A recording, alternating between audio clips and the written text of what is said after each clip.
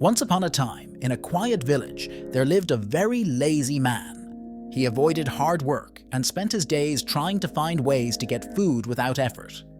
One morning, while wandering around the countryside, he came across an apple tree. Hungry, he decided to steal some apples. But just as he reached for one, the farmer spotted him and came rushing toward him. Frightened, the lazy man ran into a nearby forest to hide. As he wandered through the forest, he saw a remarkable sight: an old wolf with only 2 legs. The man was amazed. How could this wolf survive without being able to run or hunt, he wondered. The wolf crawled around, seemingly unbothered by its condition.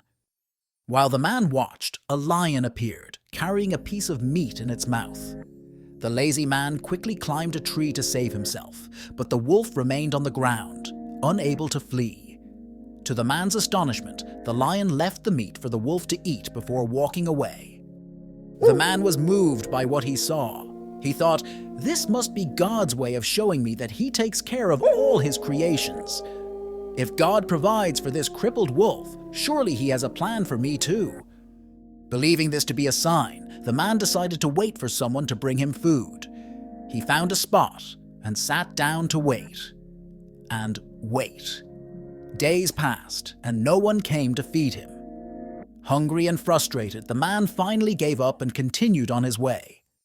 On the road, he met a wise old sage. The lazy man shared his story and asked, "Oh, wise one, God showed mercy to the crippled wolf.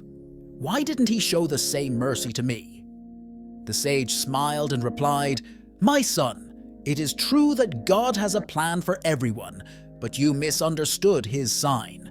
God did not want you to live like the wolf, waiting for help. He wanted you to be like the lion, strong, self-reliant, and capable of helping others."